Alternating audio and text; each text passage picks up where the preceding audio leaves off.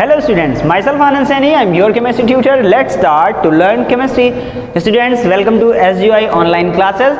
Our new chapter now we are discussing, that is the electrochemistry, वैद्युत रसायन. ये है आपका चैप्टर और आज इस चैप्टर को करना है मैं डिस्कस. इंपॉर्टेंट चैप्टर है आपका, एटलीस्ट 5 मार्क्स का तो आएगा ही आपका इन बोर्ड एग्जामिनेशन में. तो इसके लिए आज हम इस चैप्टर को डिस्कस करने वाले हैं. हिंदी मीडियम और इंग्लिश मीडियम बोथ लैंग्वेजेस में आज इसको डिस्क्राइब करूंगा. तो चलिए स्टार्ट करते हैं अपना चैप्टर. जैसे कि चैप्टर में आप देख पा रहे हो एग्जैक्टली सबसे पहला तो भाई जो चैप्टर का होता है नाम, वही होती है उसकी हेडिंग और वही आपका पहला हेडिंग रहता है. तो what is the introduction about this chapter. होता क्या है इलेक्ट्रोकेमिस्ट्री. हिंदी में तो कहते हैं वैद्युत रसायन, लेकिन ये इलेक्ट्रोकेमिस्ट्री एक्चुअल क्या है. तो भाई एक्चुअल इलेक्ट्रोकेमिस्ट्री के बारे में ऐसे कहा जाता है कि इलेक्ट्रोकेमिस्ट्री केमिस्ट्री का एक ऐसा ब्रांच है जिसमें हम लोग बात करते हैं कि ड्यूरिंग द केमिकल रिएक्शन, किसी केमिकल रिएक्शन के कंप्लीट होने में जो एनर्जी निकलती है उस एनर्जी का हम लोग कैसे यूज करते हैं, कैसे उससे हम लोग इलेक्ट्रिसिटी बना लेते हैं, उसका यूज कहाँ कैसे होता है और कौन कौन सी चीजें उसे प्रभावित करती हैं, ये सारी चीजें हम लोग पढ़ते हैं इस चैप्टर में, जानते हैं इस चैप्टर में. ओके, तो exactly the statement in English कहा जा रहा है कि it is the branch of the chemistry which deal the study of the production of the electricity during from the energy release during the chemical reactions. Okay, देखिए वही बात है जो मैं आपसे सॉरी जो बात मैं आपसे बोल रहा था कि एग्जैक्टली क्या है. Exactly branch of the chemistry deals with the study of the production of the electricity. Production of the electricity की हम लोग यहाँ पर बात कर रहे हैं. जो वैद्युत बन रही है, कैसे बन रही है, वो बन रही है from the energy release during the chemical reaction. किसी केमिकल रिएक्शन के कंप्लीट होने में जो एनर्जी आपकी रिलीज होती है उस एनर्जी से इलेक्ट्रिसिटी कैसे बनती है, उस इलेक्ट्रिसिटी का कहाँ हम लोग यूज करते हैं और बहुत सारी चीजें उसके बिहाफ पर कैसे होती हैं रिएक्शन, वो सारी चीजें हम लोग पढ़ते हैं यहाँ पर. ठीक है, तो भाई चलिए स्टार्ट करते हैं अपने इसी चैप्टर को. और सबसे पहले हम जान लेते हैं इस चैप्टर का एक्चुअल इंपॉर्टेंस क्या है. तो importance of the electricity, importance of the electrochemistry हम लोग जो बात करेंगे वैद्युत रसायन के उपयोग की, तो सबसे बड़ा उपयोग है जो जनरली हम लोग जानते हैं वो प्योरिफिकेशन ऑफ मेटल्स के लिए. आप जानते हो कि हम लोग एक चैप्टर है आपका, अभी तो वो सिलेबस से हट गया है, मेटलर्जी वाला, वहां पर मोस्ट प्रॉबल हम लोग यूज करते हैं इस चैप्टर को. तो देखिए आपको बताया भी जा रहा है production of the metals like sodium, magnesium, calcium, many more metals. Okay, तो इनके लिए आपको ये चैप्टर पढ़ने की जरूरत होती है, वैद्युत रसायन के बारे में जानना होता है, वहां पर आपका ये चैप्टर यूज होता है. नेक्स्ट आपका एक टॉपिक है इलेक्ट्रोप्लेटिंग. इलेक्ट्रोप्लेटिंग क्या होता है, धातुओं की परत चढ़ाने में. इलेक्ट्रोप्लेटिंग का मतलब क्या है बेटा, धातुओं की परत चढ़ाने पर. आप जानते हैं ना, जैसे चांदी की परत चढ़ाई जाती है, सोने की परत चढ़ाई जाती है, अलग अलग चीजों पर, तो वो वैसे ही आपको यहाँ पर बताया जा रहा है इलेक्ट्रोप्लेटिंग का मतलब है धातुओं की परत चढ़ाने पर. Exactly purification of metals, metals धातुओं का प्योरिफिकेशन करने के लिए आपको इलेक्ट्रोकेमिस्ट्री की जरूरत पड़ती है. और बैटरीज में, सेल्स में, वहां पर भी आप इलेक्ट्रोकेमिस्ट्री के थ्रू ही एनर्जी हम लोगों को जो मिलती है, जो हमें इलेक्ट्रिसिटी मिलती है वो आपको वैसे ही मिलती है, वो एग्जैक्टली इलेक्ट्रोकेमिस्ट्री के पॉइंट ऑफ व्यू से ही चलता है. तो ये सारी चीजें और भी बहुत सारे होते हैं उपयोग, लेकिन ये कुछ एक कॉमन से आपके पॉइंट्स थे, कुछ कॉमन से आपके उपयोग हैं जो उपयोग आपने डिस्कस किए. अच्छा, आज थोड़ा सा जल्दी बोल रहा हूँ, उसका बेसिक रीज़न ये है कि भाई कम टाइम में ज़्यादा सिलेबस कंप्लीट करना है, सो रीज़न बिहाइंड दैट. ओके, बाकी आप जस्ट डिस्कस कर ले रहे हैं और इस चैप्टर को ज़्यादा अच्छे से हम लोग डिस्कस करेंगे क्लास में भी, ऑफलाइन क्लासेस में, तो वहाँ भी आप मेरे से क्वेश्चनिंग कर सकते हैं, वहाँ पर आप पूछ सकते हैं. अभी हम लोगों को इस चैप्टर को करना है कंप्लीट जल्दी से. तो चलिए देखते हैं इस चैप्टर में और क्या कुछ है खास. रिवीजन पॉइंट ऑफ व्यू से आप देखते रहिए, मैं आपके सारे टॉपिक को कवर कराने की कोशिश करूँगा. Okay, look at here. तो नेक्स्ट इसके बाद में आपकी बात आती है कंडक्टर्स की. तो कंडक्टर्स क्या होते हैं, जैसे कंडक्टर्स के लिए आपको बताया जा रहा है कंडक्टर्स मतलब सुचालक. सुचालक क्या होते हैं, ऐसे पदार्थ जिनमें इलेक्ट्रिसिटी कंडक्ट हो सकती है, इलेक्ट्रिसिटी प्रवाह होती है, विद्युत धारा का प्रवाह हो जाता है, वो आपके होते हैं कंडक्टर्स, वो होते हैं सुचालक. अब सुचालक भी वो दो प्रकार के बताए जा रहे हैं, कुछ एक मेटेलिक होते हैं और कुछ होते हैं इलेक्ट्रोलिटिक. तो भाई मेटेलिक की बात क्या है, मेटेलिक ऐसे पदार्थ जिनमें इलेक्ट्रिसिटी यानी कि विद्युत धारा के प्रवाह के लिए, करंट के फ्लो के लिए वहां पर फ्री आयंस और फ्री इलेक्ट्रॉन्स होते हैं, वो आपके क्या होते हैं, वो आपके मेटालिक कंडक्टर्स होते हैं. और मेटालिक का एग्जांपल, भाई मेटालिक से ही पता चल रहा है धातु, तो जितने भी मेटल्स होते हैं ना वो सारे के सारे आपके मेटालिक कंडक्टर्स होते हैं. लेकिन इलेक्ट्रोलिटिक कंडक्टर्स क्या होते हैं. अब इलेक्ट्रोलिटिक कंडक्टर्स के लिए आपको छोटा सा पॉइंट बताया जाता है, वो इंपॉर्टेंट आ गया. देखो बताऊं क्या, इलेक्ट्रोलिटिक कंडक्टर्स के लिए आपको कहना है एक्वस सॉल्यूशन.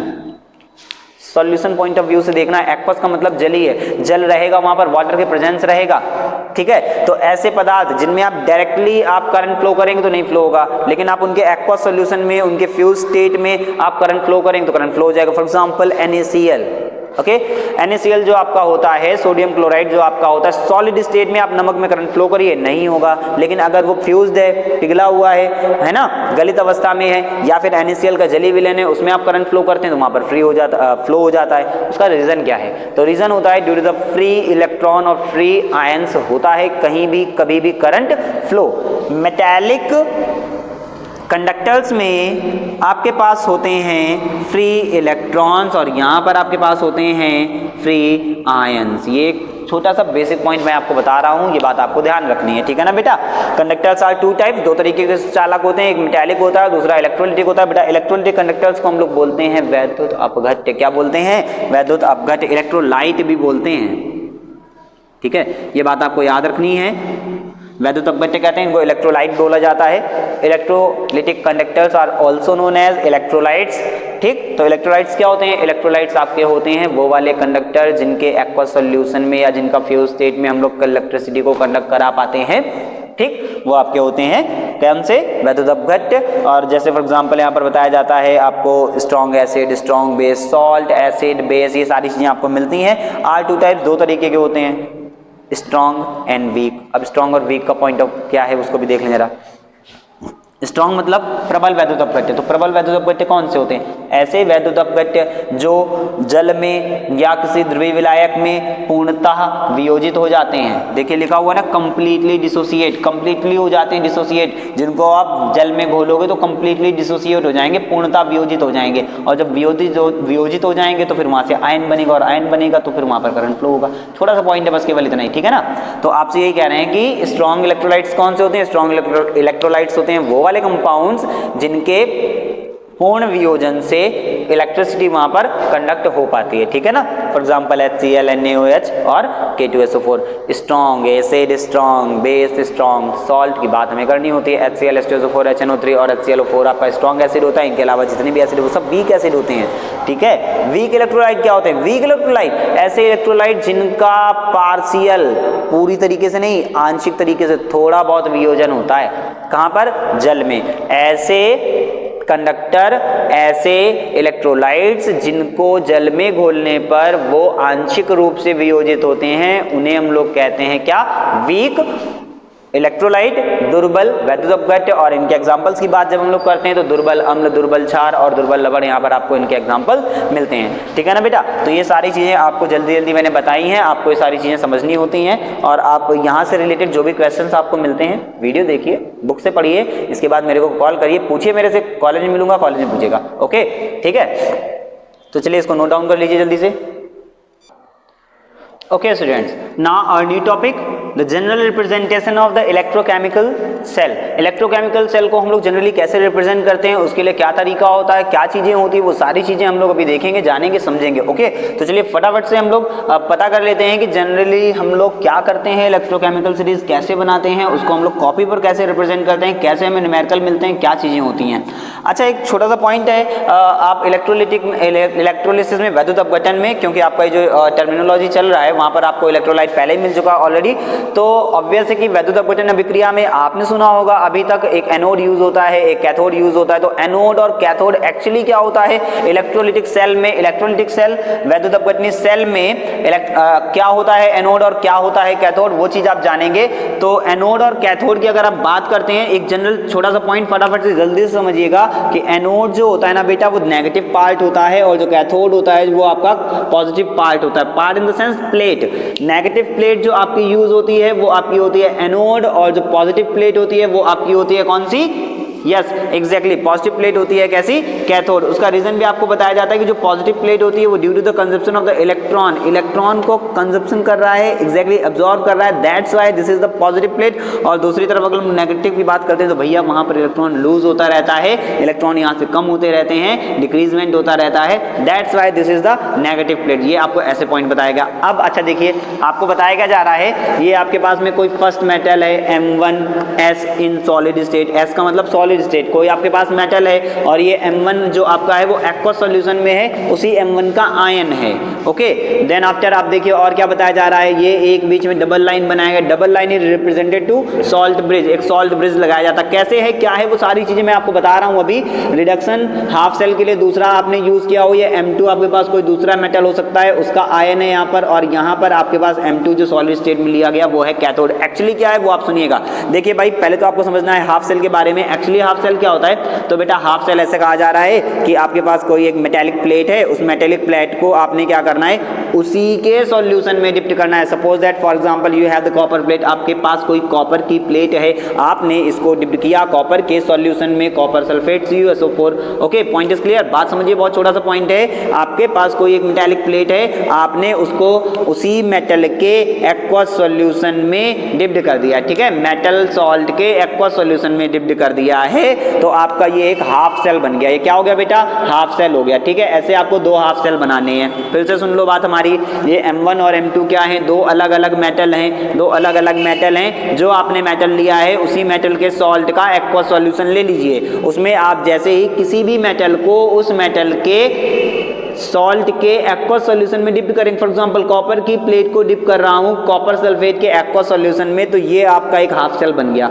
ऐसे ही आपको दो अलग अलग मेटल के दो हाफ सेल बनाने हैं, उनके बीच में एक सॉल्ट ब्रिज लगा देना है। सॉल्ट ब्रिज आपका NaCl, KCl, KNO3 इस टाइप का आपका कोई भी एक सॉल्ट ब्रिज हम लोग यूज करते हैं। सॉल्ट ब्रिज का काम हमारा ये रहता है कि दोनों टाइप का जो सॉल्यूशन है ना, दोनों साइड का, वो मेंटेन रखता है नंबर ऑफ इलेक्ट्रॉन्स को, नंबर ऑफ चार्जेस को वो इक्वली न्यूट्रल बनाए रखता है, ठीक है, ये काम रहता है। और ट्रांसफॉर्मेशन ऑफ इलेक्ट्रॉन भी होता है उसी के थ्रू, इधर से उधर कम ज्यादा जो भी हो रहा है मेंटेन करने के लिए, ठीक। तो ये बात आपकी हो रही थी, ये आपको समझ में आ गया हाफ सेल क्या है। जो भी आपने मेटल लेना है उसी मेटल के सॉल्ट का एक्वस सॉल्यूशन होना चाहिए, वही आपका हाफ सेल बन जाता है। ऐसे आप दो हाफ सेल लेते हैं, उन हाफ सेल को आपने एक सॉल्ट ब्रिज से ऐड कर दिया है। ये तो आप लैब में काम कर रहे हो, कॉपी पे कैसे लिखना है, तो कॉपी पे लिखने के लिए जो आपके पास मेटल होता है बेटा, उसी मेटल को आपने पहले ले लिया है और उसी का सॉल्यूशन आपने लिया हुआ है। सपोज दैट आप यहाँ पर सपोज मान ले रहे हैं कि भाई कॉपर का ही लिया हुआ है हमने, है ना, तो हमें क्या करना है, अभी आप जस्ट मान ले रहे हैं केवल पहला मेटल आपके पास में कॉपर है, कॉपर आपने सॉलिड स्टेट में ले लिया, फिर आपने क्या किया, क्योंकि उसी का ही सॉल्ट लिया हुआ है ना, so that's why the copper का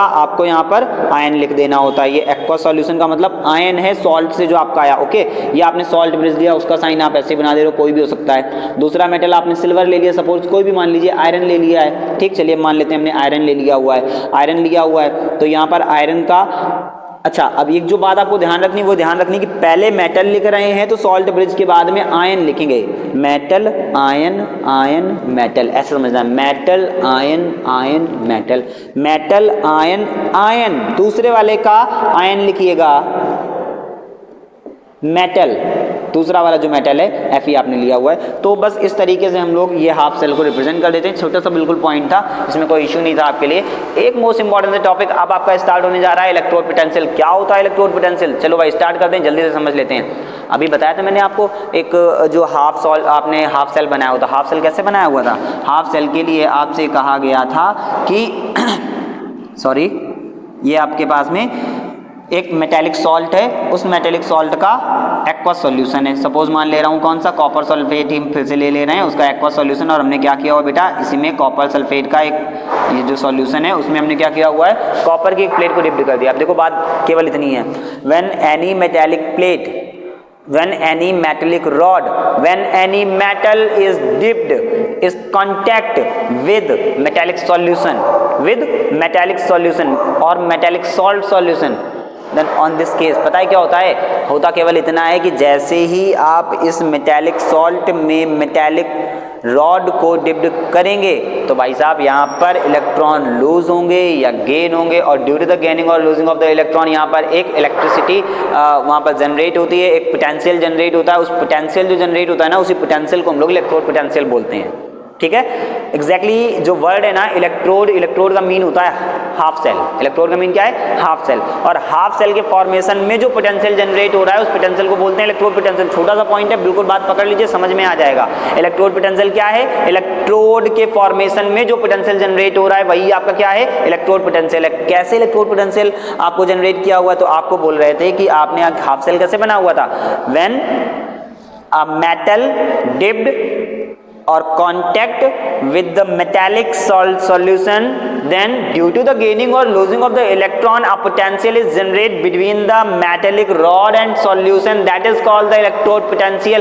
जब किसी धातु की छड़ को उसी धातु के लवण के विलयन में डुबोया जाता है तो वो धातु की छड़ विलयन के सापेक्ष धनावेशित या ऋणावेशित हो जाती है, जिसके फलस्वरूप वहां पर एक पोटेंशियल विभव उत्पन्न होता है। इसे इलेक्ट्रोड विभव कहते हैं, इसी को इलेक्ट्रोड पोटेंशियल कहते हैं। बेटा हिंदी में भी जान लीजिएगा, इसको हम लोग बोलते हैं electrode potential, that is electrode विभव। और होता है दो टाइप का मतलब ऑक्सीडेशन पोटेंशियल होता है, रिडक्शन पोटेंशियल। ऑक्सीडेशन मतलब ऑक्सीकरण विभव होता है, और दूसरा आपका होता है ये बेटा कौन सा, अपचयन विभव। अब ऑक्सीकरण विभव की जब बात आती तो ऑक्सीकरण विभव टू लूजिंग देयर इलेक्ट्रॉन। भाई मैंने आपसे क्या कहा, आपने कोई मेटल की रॉड को डिप्ट करना है, अब या तो वो पॉजिटिव हो जाएगी या तो वो नेगेटिव हो जाएगी, या तो वहां से इलेक्ट्रॉन लूज होगा या तो वो इलेक्ट्रॉन को गेन करेगा। मेटल का रॉड मेटल से है ना, उस मेटल सॉल्यूशन से, या सॉल्यूशन वहां से इलेक्ट्रॉन को गेन कर रहा होगा मेटल से। एग्जैक्टली ये चीज होती है। तो आपको ये बात बताई जा रही है कि ऑक्सीडेशन पोटेंशियल, या तो ऑक्सीडेशन पोटेंशियल वहां पर जनरेट हो रहा होगा, अदरवाइज वहां पर क्या जनरेट हो रहा होगा, रिडक्शन पोटेंशियल। तो भाई जब लूज हो रहे होंगे इलेक्ट्रॉन कम हो रहे होंगे, निकल रहे होंगे मेटल की रॉड से, तो वहां पर ऑक्सीडेशन पोटेंशियल जनरेट होगा। एग्जैक्टली अगर वो मेटल की रॉड इलेक्ट्रॉन्स को गेन कर रही है on that time, that is reduction potential. बस छोटा सा पॉइंट केवल ऐसे ही बताया जाता है, आपको ये बात समझनी होती है, और ये बात आई इसकी आपको समझ में आ रही होगी। ठीक है, अच्छा एक बात, इसका जो यूनिट की बात करते हैं, generally it is represent into volt, और हम लोग इलेक्ट्रोड पोटेंशियल को कैपिटल ई से रिप्रेजेंट करते हैं, तो ये बात भी आपको बताई जाती है। ठीक है ना, कैपिटल ई से रिप्रेजेंट करते हैं। अभी इससे ज्यादा पॉइंट आपके लिए इंपॉर्टेंट होता है, वो एक आपको जानना होता है SHE क्या होता है, स्टैंडर्ड हाइड्रोजन इलेक्ट्रोड, और आपको यहीं पर पढ़ना होता है स्टैंडर्ड इलेक्ट्रोड पोटेंशियल के बारे में कि भाई स्टैंडर्ड इलेक्ट्रोड पोटेंशियल क्या होता है। तो चलो देख लेते हैं उसको भी, वहां पर केवल कंडीशंस को लेकर के चलते हैं और कुछ नहीं होता है, कंडीशंस बता दी जाती हैं और उसको आप समझ लीजिएगा, वो आपको समझ में आ जाएगा। देखो कंडीशंस क्या है, पहले आप कंडीशन समझ लीजिए। स्टैंडर्ड इलेक्ट्रोड पोटेंशियल की बात होती है,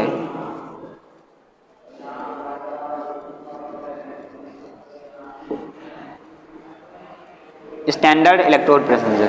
तो what is the standard electrode potential? Standard electrode potential बेटा ऐसे कहते हैं कि जो denoted by capital E not, और इलेक्ट्रोड पोटेंशियल जो स्टैंडर्ड वाला है उसके लिए कुछ एक कंडीशंस दे दी जाती हैं। वो कंडीशंस क्या हैं उनको आप देख लीजिएगा। कंडीशंस, सॉल्यूशन का जो टेम्परेचर है ना, टेम्परेचर वो 25 डिग्री सेल्सियस होना चाहिए, और सॉल्यूशन का जो मोलर कंसंट्रेशन है ना, मोलर कंसंट्रेशन वो होना चाहिए 1 मोलर। और प्रेशर की बात करते हैं कि जो प्रेशर है ना सॉल्यूशन का, वो सॉल्यूशन का प्रेशर होना चाहिए 1 atm। ये बात इतनी कही जाती है। ठीक है, तो सॉल्यूशन का मोलर कंसंट्रेशन 1 m होना चाहिए, प्रेशर 1 atm होना चाहिए, और वो जो पूरा एटमॉस्फेयर है ना जहां पर ये आप हाफ सेल बना रहे हो, उसका टेम्परेचर होना चाहिए कितना, 25 degree Celsius. This is the standard conditions. Okay, तो चलो देख लेते हैं जल्दी से स्टैंडर्ड इलेक्ट्रोड पोटेंशियल क्या है। So the standard electrode potential is exactly the electrode potential with the standard condition, that is the standard electrode potential। क्या है भाई, कंडीशन के साथ में जो इलेक्ट्रोड पोटेंशियल है ना, अभी हमने आपसे क्या कहा था, अभी हमने आपसे कहा था कि जब किसी मेटल की रॉड को आप उसी मेटल के किसी सॉल्यूशन में डिप्ट करते हैं तो मेटल रॉड और सॉल्यूशन, दैट मीन वहां पर जो आयन है उनके बिटवीन एक पोटेंशियल डिफरेंस आपका जनरेट हो जाता है। वो जो पोटेंशियल डिफरेंस आता है ना बेटा, उसी को तो हम लोग बोलते हैं इलेक्ट्रोड पोटेंशियल। अभी यहाँ पर ये कह रहे हैं ना कि आपका जो सॉल्यूशन है वो सॉल्यूशन होना चाहिए 1 मोलर कंसंट्रेशन। ठीक है, सॉल्यूशन होना चाहिए, जो भी आपने सॉल्यूशन लिया हुआ था, सॉल्यूशन होना चाहिए 1 मोलर कंसंट्रेशन, उसका प्रेशर होना चाहिए वहां पर 1 atm, और टेम्परेचर होना चाहिए 25 degree Celsius. On this condition the potential difference is generated between the metal rod and the metallic ions, that is called the standard electrode potential। this is too simple, बिल्कुल छोटी सी बात है भैया कि इनके साथ में जो भी आपका इलेक्ट्रोड पोटेंशियल जनरेट होता है उसी को हम लोग बोलते हैं क्या, standard electrode potential, that is denoted by the capital E. Okay, ठीक है ना स्टूडेंट्स। तो फटाफट से भाई छोटी छोटी चीजें इनको आप समझते रहिए, आपको अच्छा लगेगा पढ़ने में, बुक से भी थोड़ा बहुत हेल्प लेते रहिएगा। क्योंकि अभी यहाँ पर मैं आपको स्पेसिफिकली जो इम्पॉर्टेंट है आपका बोर्ड एग्जाम के पॉइंट ऑफ व्यू से वही सारी चीज़ें डिस्कस कर रहा हूँ। कुछ चीज़ें यहाँ पर अगर मिसिंग हो भी जा रही हैं तो आप मेरे से क्लास में डिस्कस कर सकते हैं। ओके, सो चलिए भाई, अभी हम लोगों ने एक वर्ड यूज़ किया हुआ था SHE, और उसी को हम लोग बोलते हैं NHE। अब ये क्या होता है भैया, SHE क्या है या NHE क्या है? पहली बात तो दोनों एक ही चीज़ें हैं। Standard hydrogen electrode, normal hydrogen electrode, इसकी बात हमें जो करनी होती है ना, एक्चुअली इनको हम लोग बोलते हैं रेफरेंस। क्या बोलते हैं? Reference electrode. Reference standard electrode है भाई। एक्चुअल ऐसा है कि बहुत सारे इलेक्ट्रोड बनाए जा सकते हैं, लेकिन एक रेफरेंस दिया गया ना, एक मानक मान लिया गया वहाँ पर, एक स्टैंडर्ड हम लोगों ने बनाया कि भाई अगर ये वाले इलेक्ट्रोड के साथ ऐसा हो रहा है तो हम ऐसा एज्यूम कर सकते हैं कि बाकी इलेक्ट्रोड में भी ऐसा ही होगा। तो रेफरेंस इलेक्ट्रोड की बात करते हैं, that is SHE, standard hydrogen electrode. इसके बारे में आप जरूर पढ़ लीजिएगा बुक से, पहले पूछा जाता रहा है बोर्ड एग्जामिनेशन में, और अभी इतना कोई खास इंपॉर्टेंट नहीं है तो मैं आज इसको डिस्कस करने वाला नहीं हूँ। ओके, तो आप इसको बुक से जरूर पढ़िएगा। ठीक है, चलिए हम लोग नेक्स्ट टॉपिक अपना स्टार्ट कर रहे हैं।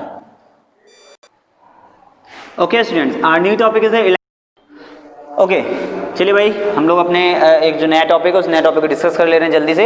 Our topic is electromotive force. क्या होता है electromotive force? What is the exactly electromotive force? विद्युत वाहक बल। तो भाई विद्युत वाहक बल है क्या? विद्युत वाहक बल के बारे में बोल रहे हैं कि विद्युत वाहक बल जो होता है ना, इंग्लिश में इसको इलेक्ट्रोमोटिव फोर्स बोलते हैं, और ई नॉट ऑफ सेल को आप रिप्रेजेंट करते हैं। 3 तरीके के फॉर्मूले आपको दिखाई पड़ रहे हैं। वो एग्जैक्टली स्टेटमेंट क्या है इलेक्ट्रोमोटिव फोर्स का? तो कह रहे हैं कि it is the difference between, exactly it is the difference between the electrode potential of 2 half cell. It is called electromotive force, in general EMF. So what is the EMF? It is the difference between the electrode potential, minus लगाए ना, minus मतलब difference, it is the difference between 2 electrode potential. Okay, electrode potential of 2 half cell, एक anode है और एक cathode है, और एक हाफ सेल मतलब एनोड को हाफ सेल बोलते हैं, कैथोड को हाफ सेल बोलते हैं, 2 हाफ सेल लिया जा रहा है ना, so exactly this is the 2 half cell. Anode वाला एक हाफ सेल हो गया और एक कैथोड वाला हाफ सेल हो गया। तो उन दोनों हाफ सेल के बिटवीन जो इलेक्ट्रोड पोटेंशियल का डिफरेंस होता है उसी को हम लोग क्या बोल रहे हैं? इलेक्ट्रोमोटिव फोर्स बोल रहे हैं। अब होता क्यों है तो उसका रीजन बता रहे हैं कि cause of the flow of the current from higher to lower, higher potential से लोअर पोटेंशियल की तरफ करंट फ्लो होता है हमेशा, इस वजह से ये डिफरेंस आपको मिलता है। ये एक छोटा सा पॉइंट आपको जस्ट बताया जा रहा है। ठीक है, तो बस आपका ये इलेक्ट्रोमोटिव फोर्स होता है, और हिंदी में इसको हम लोग विद्युत वाहक बल कहते हैं। विद्युत वाहक बल क्या है? विद्युत वाहक बल किसी जो आपका एक पर्टिकुलर सेल है, उस सेल के 2 जो अर्ध सेल हैं, 2 अर्ध सेलों के मध्य उत्पन्न हुआ जो विभवांतर है, दोनों इलेक्ट्रोड विभव के बीच का जो अंतर है उसको हम लोग विद्युत वाहक बल कहते हैं। अब ये अंतर क्यों आता है उसका रीजन बता रहा हूँ कि क्योंकि जो करंट होता है वो उच्च से निम्न की तरफ जाता है, उच्च विभव से लेकर के निम्न विभव की तरफ फ्लो होता है, तो इसी वजह से विभवांतर उत्पन्न हो जाता है इसका। अच्छा, अब ये फॉर्मूले हमको यूज करने होते हैं, न्यूमेरिकल आते हैं, उनके बिहाफ पर आपको 3 फॉर्मूले बताए गए हैं कि cathode minus anode, exactly left और राइट देकर के आप पहचान सकते हो, तो राइट माइनस लेफ्ट हो गया। लेकिन जब आप सेल पोटेंशियल आप निकाल रहे हैं उसके ऑक्सीडेशन और रिडक्शन के पॉइंट ऑफ व्यू से, तो आप उसको रिडक्शन और ऑक्सीडेशन के पॉइंट ऑफ व्यू से भी लिख सकते हैं। अगर आप ऑक्सीडेशन रिडक्शन इजीली पहचान जाते हैं रिएक्शन देख करके, तो वहाँ से भी आप कर सकते हैं। ठीक है, तो ये 3 फॉर्मूले हैं, आप इनको नोट डाउन कर लीजिए, ये आपके बहुत यूज होते हैं। अब आपके पास एक जो टॉपिक है वो बहुत इंपॉर्टेंट सा टॉपिक है ECS, और ECS को हम लोग हिंदी में कहते हैं वैद्युत रासायनिक श्रेणी, इंग्लिश में कहते हैं इलेक्ट्रोकेमिकल सीरीज। और ये अगर आपको याद हो तो आपने 10th में भी पढ़ी हुई थी। एक्चुअली क्या है इलेक्ट्रोकेमिकल सीरीज? तो electrochemical series is the arrangement of the electrode in the increasing order of their standard electrode potential. ठीक है, किसी जो वेरियस टाइप ऑफ इलेक्ट्रोड्स होते हैं, मेटल्स होते हैं, जो आयंस होते हैं, जो मेटल्स हैं उनके जितने भी मेटल्स हैं उनके स्टैंडर्ड इलेक्ट्रोड पोटेंशियल आपके एक्चुअल जो होते हैं उनका एक इंक्रीजिंग ऑर्डर के बिहाफ पर आपको एक टेबल बना करके दे दिया गया है। वही टेबल आपका क्या कहलाता है? वैद्य रासायनिक श्रेणी कहलाता है, इलेक्ट्रोकेमिकल सीरीज कहलाता है। ठीक है, तो भाई अब वो टेबल है कौन सा उसको हम लोग देख लेते हैं। वो टेबल है आपका, इसको हम लोग याद करते हैं, लिख बा सर काना, लिख बा सर काना, मग अल मन जन कर, इसी के नीचे चलेगा, फे कड को नी सन पब है कु हग आग पटायु। ये मेटल्स का है, ऐसे नॉन मेटल्स का अलग से एक और रहता है, ठीक है। तो मेटल्स के लिए आपको बताया जा रहा है लिब्बा सरकाना मगल मंजन कर फेकट कोनी सनपब है कुआगाक पटायु, ऐसे आप इस सीरीज को याद कर लेते हैं और इसी के पॉइंट ऑफ व्यू पर आपको बहुत सारे क्वेश्चंस मिलते हैं, बहुत सारी चीजें रहती है। अच्छा देखो यहाँ पर हाइड्रोजन जो है, हाइड्रोजन को रखा गया है बीच में, इसका स्टैंडर्ड इलेक्ट्रोड पोटेंशियल होता है 0, इसके ऊपर वाले सब होते हैं नेगेटिव, इसके नीचे वाले सब होते हैं पॉजिटिव, ये बात आपको ध्यान रखनी, ठीक है। हाइड्रोजन के ऊपर जितने भी हो सब क्या हैं, नेगेटिव हैं, ये माइनस साइन लगा दिया, और इधर नीचे वाले जितने वो सब कैसे हैं, पॉजिटिव हैं। अब बात सुनिए, जो जितना ऊपर है, जिसकी वैल्यू जितनी नेगेटिव में है, जो जितना बड़ा नेगेटिव दिखाई पड़ेगा वो उतना ही ज़्यादा क्या होगा, रिड्यूसिंग एजेंट होगा। ये आपको बहुत स्पेसिफिक से पॉइंट बताए जा रहे हैं, एप्लीकेशन आपके आती हैं यहाँ पे, इसका उपयोग क्या है, तो उपयोग पूछा जाता है इलेक्ट्रोकेमिकल सीरीज का। एप्लीकेशन, तो एप्लीकेशन में जितना ज़्यादा नेगेटिव इलेक्ट्रोड पोटेंशियल होगा, रिडक्शन पोटेंशियल जितना ज़्यादा होगा, ठीक है ना, उसके लिए आपसे बोल रहे हैं वो उतना ही प्रबल अपचायक होता है। वैल्यू जितनी ज़्यादा आपको नेगेटिव में मिलती जाएगी, माइनस में मिलती जाएगी, वो उतना प्रबल अपचायक और रिड्यूसिंग एजेंट उतना ही अच्छा होता है। एक पॉइंट बहुत ज़्यादा पूछा जाता है, बहुत ज़्यादा पूछा जाता है, तो उसके लिए आप ध्यान रखिएगा। देखिए क्या है पॉइंट आपका, कोई भी जो ऊपर वाला मेटल होता है, कोई भी ऊपर वाला मेटल अपने से नीचे वाले मेटल को उसके सॉल्ट में रिड्यूस कर देता है, ठीक है। कोई भी ऊपर वाला मेटल अपने से नीचे वाले मेटल को उसके सॉल्ट में रिड्यूस कर देगा, एक पॉइंट आपका ये हो गया। और एक और बहुत अच्छा सा पॉइंट बताया जाता है कि हाइड्रोजन से ऊपर वाले जितने भी मेटल हैं, हाइड्रोजन से ऊपर वाले जितने भी मेटल हैं बेटा, वो सारे के सारे मेटल डाइल्यूट एसिड से रिएक्ट करके हाइड्रोजन गैस रिमूव करते हैं। ये एक बहुत स्पेसिफिक सा पॉइंट आपको बता रहा हूँ मैं, ठीक है ना, कि जितने भी मेटल हैं वो सारे मेटल क्या करते हैं, हाइड्रोजन गैस रिमूव करते हैं। कब रिमूव करते हैं, जब उनको डाइल्यूट एसिड से हम लोग रिएक्ट कराते हैं। तो ऐसे आपको बहुत सारे पॉइंट्स मिलते हैं, वो सारे के सारे पॉइंट्स आपको एग्जैक्टली नोट्स के थ्रू मिल जाएंगे पढ़ने के लिए।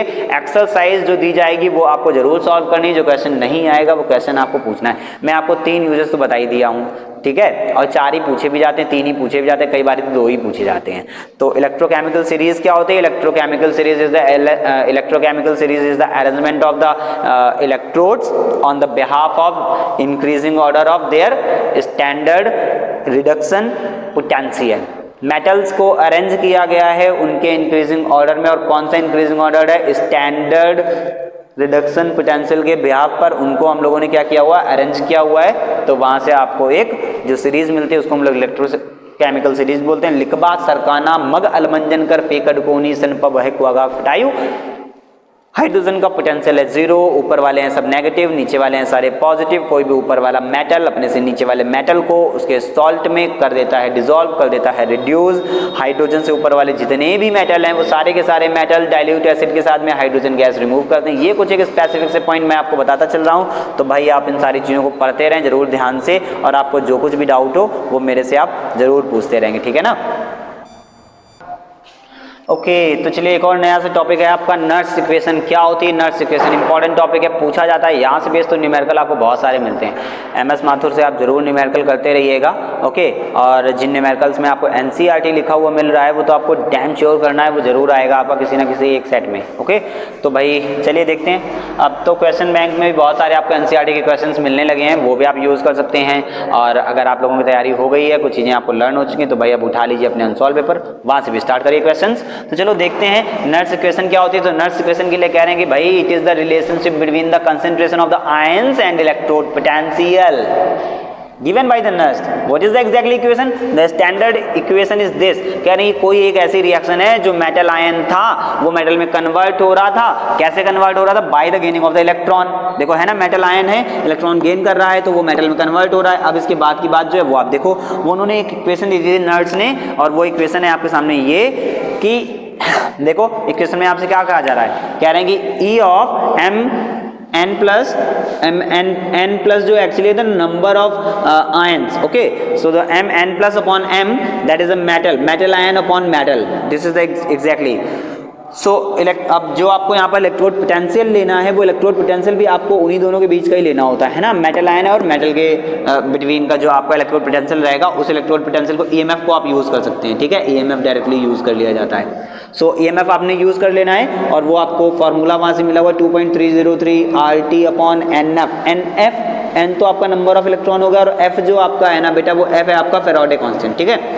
96,500 कूलम उसका एनर्जी रहता, वो वैल्यू रहता है। सो RT log 1 upon concentration of the जो पर्टिकुलर आपका आयन है ना, उसी आयन का कंसंट्रेशन आपने यूज कर लेना है। सो एग्जैक्टली यहाँ पर आप देखो एक और बात आपको बताई जा रही है, दूसरे तरीके से आप इसी फॉर्मूले को देख रहे हो, उसमें पता है क्या हो रहा है, एग्जैक्टली हो कुछ नहीं रहा है, R का वैल्यू और T का वैल्यू रख दिया जा रहा है। R क्या है, रिडबर्ग कांस्टेंट, गैस कांस्टेंट जो आपने पढ़ा हुआ था, एग्जैक्टली वही वाला कांस्टेंट होता है, ओके 0.0821, वो वैल्यू आप यूज करते हो। T आपने यूज किया 25 डिग्री सेल्सियस, स्टैंडर्ड टेम्परेचर जो आपने लेना होता है वो स्टैंडर्ड टेम्परेचर आपने यूज कर लिया, उसका वैल्यू आपने मल्टीप्लाई किया, तो यहाँ से एक फॉर्मूला आपको और मिल जा रहा है 0.0591 अपॉन n, ओके, वो आपने f का भी वैल्यू यूज कर लिया। अब n आपको जो नंबर ऑफ इलेक्ट्रॉन टोटल आपका यूज हो रहा था इस रिएक्शन में, जितना भी डिफरेंस दे रहा था वो आपको यूज कर लेना होता। अच्छा, जब हम लोग न्यूमेरिकल करेंगे ना तो ये सारी चीजें आपको समझ में आ जाएंगी। अभी आपको जस्ट एक फॉर्मूला आपको ऐसे लर्न कर लेना है, ऐसे याद कर लेना है, ऐसे समझ लेना कि भाई ये फॉर्मूला नर्स का इक्वेशन होता है, तो ये फॉर्मूला है, ठीक है ना। डेरिवेशन आएगा नहीं आपके में, इसलिए डेरिवेशन को डिस्कस नहीं किया जा रहा है, बस आप जस्ट इसको ऐसे ही नोट डाउन कर लेंगे और आपको नोट्स तो मिल ही रहे हैं, ठीक। तो चलिए अब इसके बाद में एक और छोटा सा टॉपिक बचा हुआ कंडक्टिविटी से रिलेटेड, आपको 2-3 डेफिनेशन के साथ में चैप्टर भी कंप्लीट करा दे रहा हूँ, फिनिश कर रहा हूँ, ओके, इसको आप जल्दी से नोट करिए। ओके तो भैया चलिए अपने टॉपिक के बिल्कुल लास्ट एंड पे हम लोग पहुंच रहे हैं, चैप्टर के लास्ट एंड में ही बिल्कुल आ गए हैं, और अभी जो टॉपिक की हम लोग बात करते हैं, कुछ एक सिलेक्टेड से टॉपिक बचे हुए हैं, डायरेक्ट डेफिनेशन आपसे पूछी जाती है बोर्ड एग्जामिनेशन में।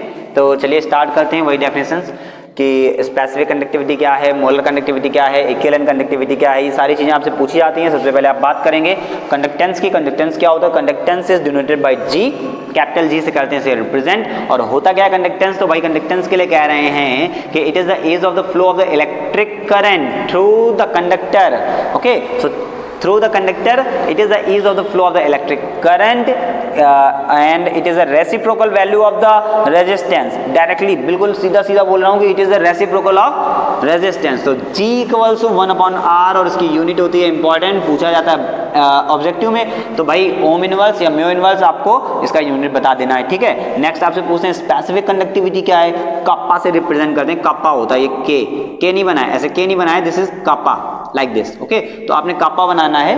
तो kappa is the specific conductivity. What is the specific conductivity, बेटा स्पेसिफिक कंडक्टिविटी के लिए कह रहा हूं कि it is the reciprocal of the specific resistance, जो भी स्पेसिफिक रेजिस्टेंस है ना उसी का रेसिप्रोकल होता है, that's why kappa equals to 1 upon रो।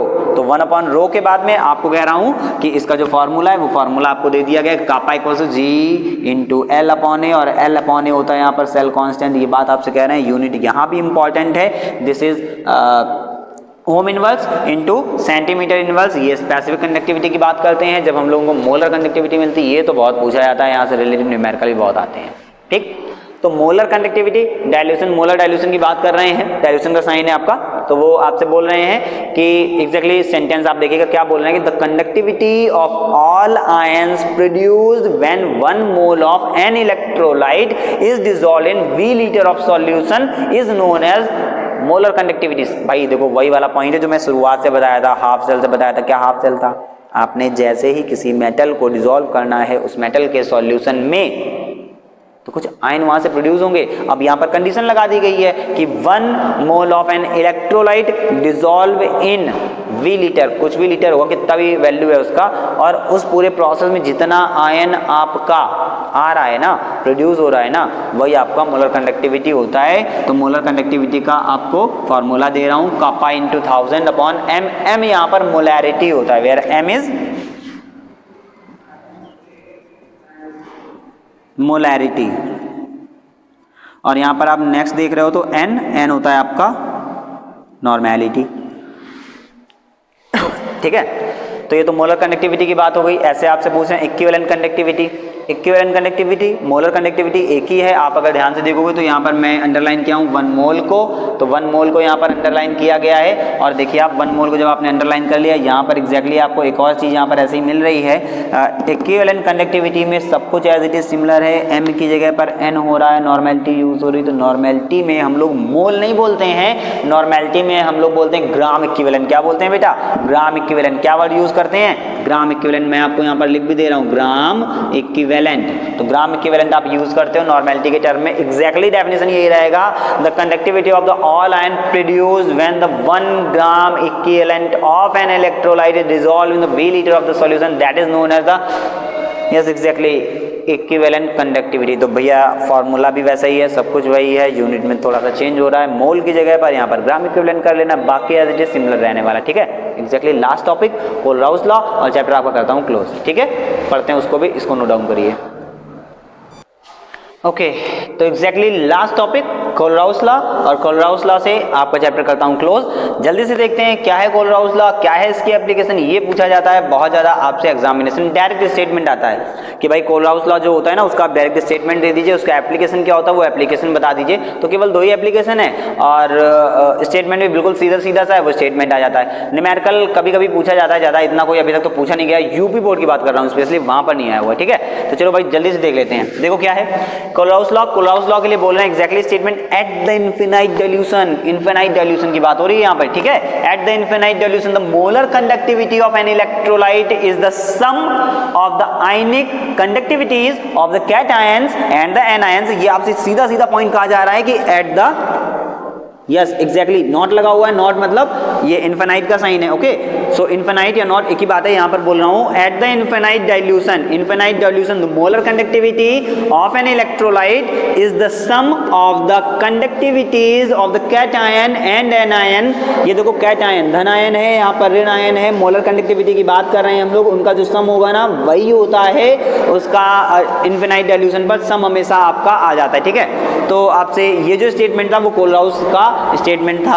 अब आपसे अगर स्पेसिफिकली वो पूछ लेते हैं कि भाई इसका आप मेरे को यूजेस बता दीजिए, एप्लीकेशन क्या होगा, तो एप्लीकेशन के लिए आपको बोल रहे हैं कि application with the help of Kohlrausch law we can determine the molar conductivities and equivalent conductivities at the infinite dilution for any electrolyte. Weak electrolyte के लिए स्पेशली यूज होता है ये पॉइंट आपका, वो पॉइंट आपको ध्यान रखना है कि स्पेशली वीक इलेक्ट्रोलाइट के लिए पॉइंट है आपका। ठीक है ना, for the weak electrolyte at infinite dilution we can easily determine the equivalent conductivity और the molar conductivity with the help of Kohlrausch law. Next एक और आपको यूज बताया जाता है, तो वो यूज में बेटा केवल इतना कहते हैं कि with the help of Kohlrausch law we also determine the degree of dissociation of an electrolyte at given dilution. यहाँ पर जो अगली बात कह रहे हैं वो कह रहे हैं कि गिवन डाइल्यूशन पर हम लोग फाइंड आउट कर लेते हैं इनका डिसोसिएशन कांस्टेंट। ठीक है, डिग्री ऑफ डिसोसिएशन वो एक छोटा सा पॉइंट आपका। तो 2 ही चीजें हैं, एक तो आप मोलर कंडक्टिविटी और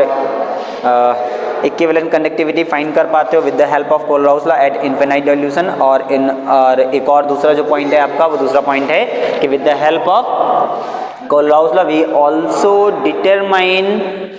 also determine the degree of dissociation at the given dilution. This is the exactly point. तो भाई अभी आपका ये यहाँ चैप्टर से रिलेटेड जितना भी इंपॉर्टेंट पोर्शन था फॉर द बोर्ड एग्जामिनेशन वो अभी मैंने किया है पैकअप, और अभी चैप्टर आपका भी पैकअप कर दे रहा हूँ भाई। सारी चीज़ें आपकी हो गई हैं, जो भी चीज़ें आपको नहीं समझ में आई हैं, कुछ कम लगी है क्योंकि जल्दी जल्दी पढ़ाया गया, तो आप मेरे से पूछ भी सकते हैं। थोड़ा सा जल्दी जल्दी बोल रहा था जानबूझ के, क्योंकि भाई चैप्टर जल्दी जल्दी फिनिश करना था। ओके, तो ऑफलाइन क्लास में, कॉलेज में, या फिर आपको कांटेक्ट नंबर पता होगा तो बाई कॉल भी आप मेरे से कांटेक्ट कर सकते हैं, पूछ सकते हैं जो भी आपको डाउट है। ओके, तो अभी के लिए थैंक यू।